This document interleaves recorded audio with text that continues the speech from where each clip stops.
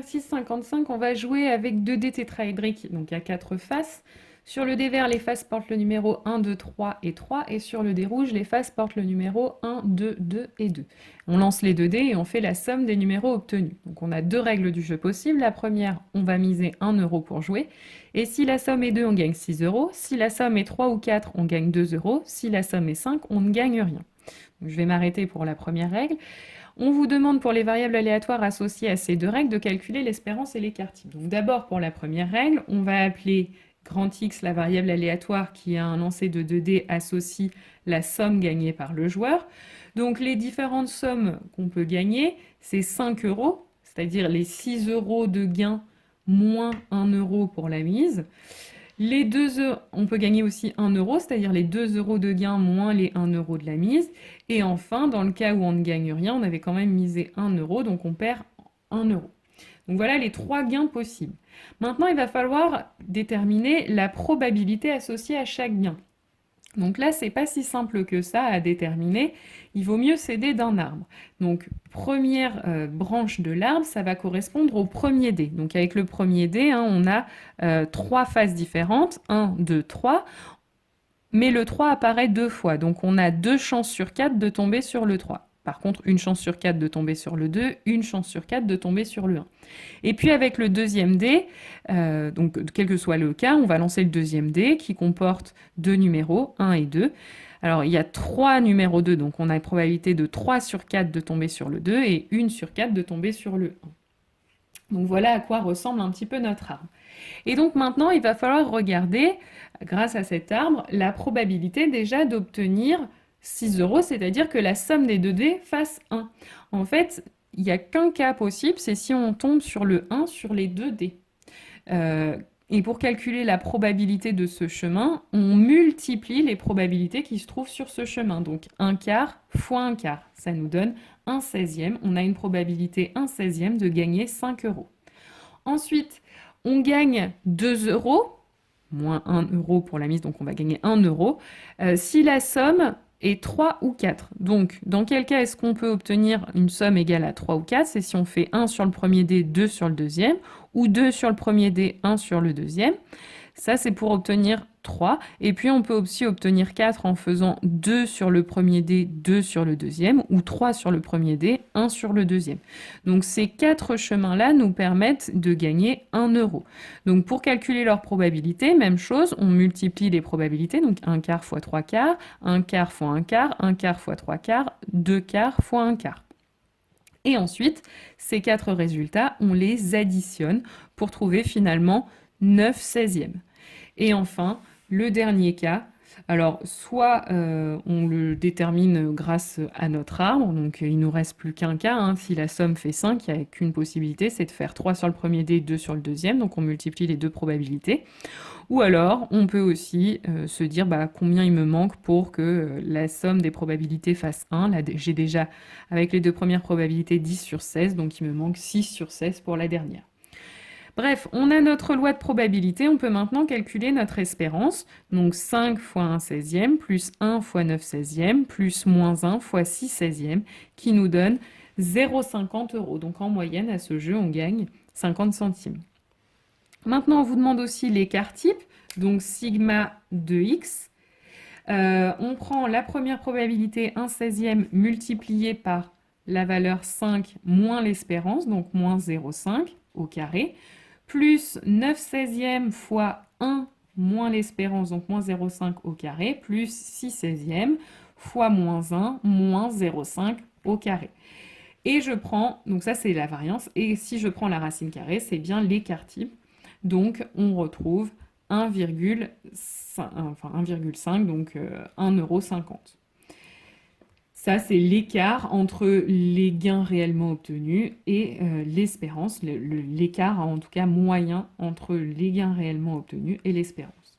Maintenant, avec la deuxième règle, on mise 10 euros pour jouer. Si la somme est 2, on gagne 60 euros. Si la somme est 3 ou 4, on gagne 12 euros. Si la somme est 5, on ne gagne rien.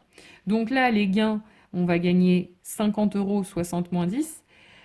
2 euros, c'est-à-dire 12 euros moins 10. Ou alors, on ne gagne rien, mais on a misé 10 euros, donc moins 10.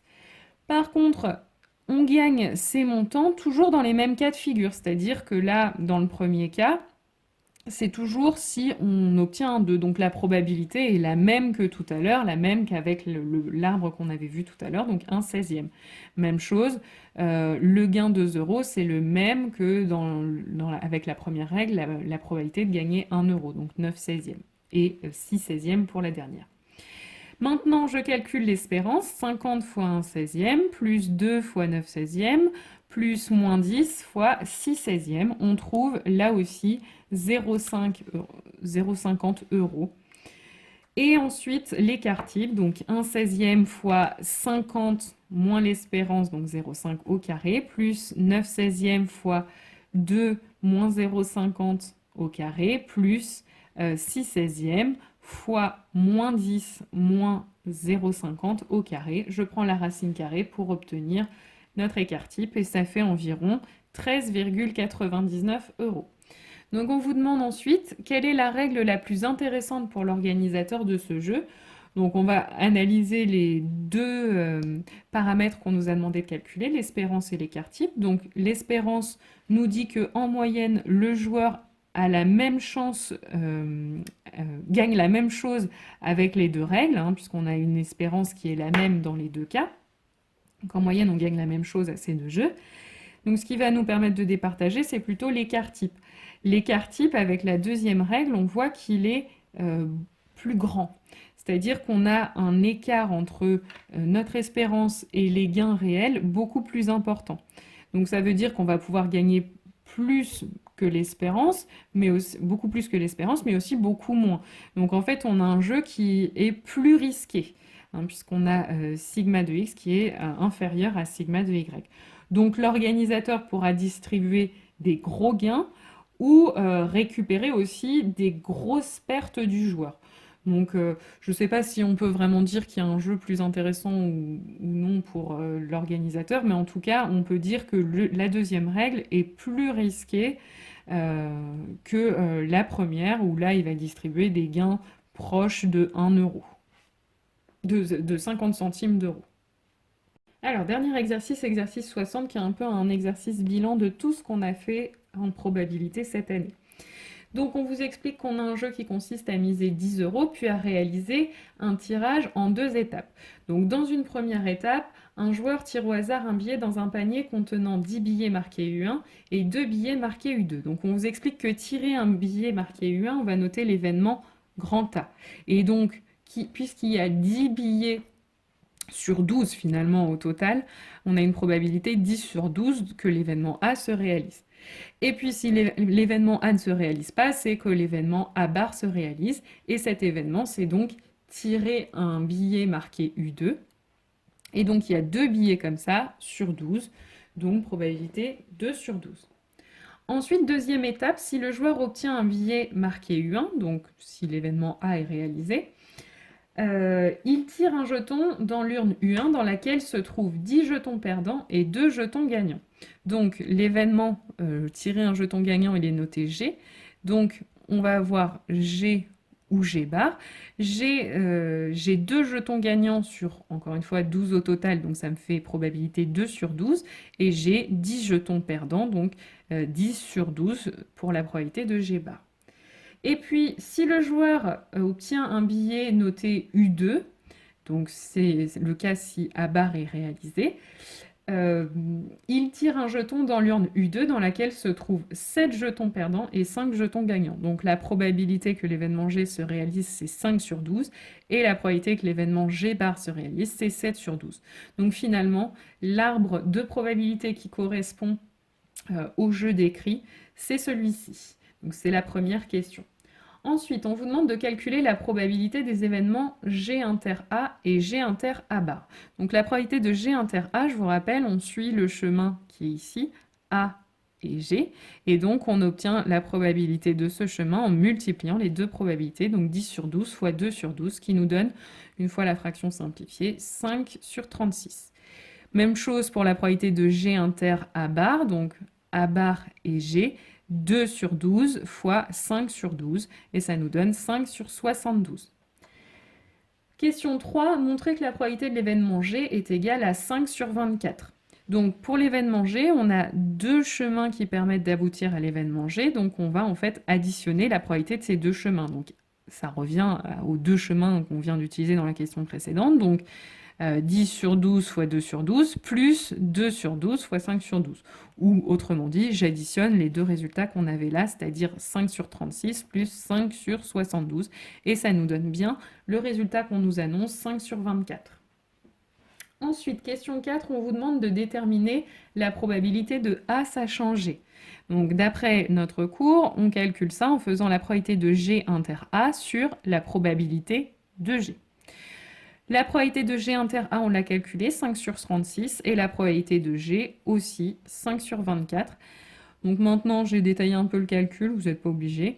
Mais diviser par une fraction, c'est la même chose que multiplier par son inverse. Donc on peut écrire que 5 sur 36 sur 5 sur 24, c'est la même chose que 5 sur 36 fois 24 sur 5.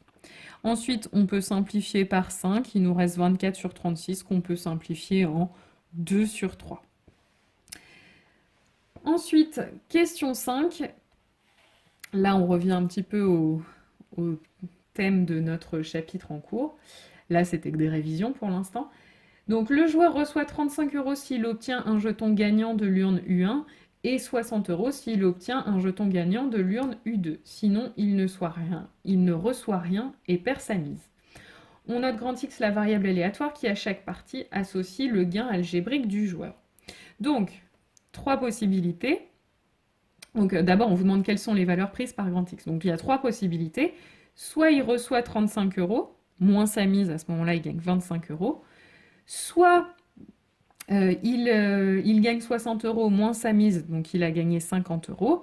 Soit il ne gagne rien, mais il avait misé, donc en fait, il perd 10 €. Donc voilà les valeurs que peut prendre notre variable aléatoire grand X.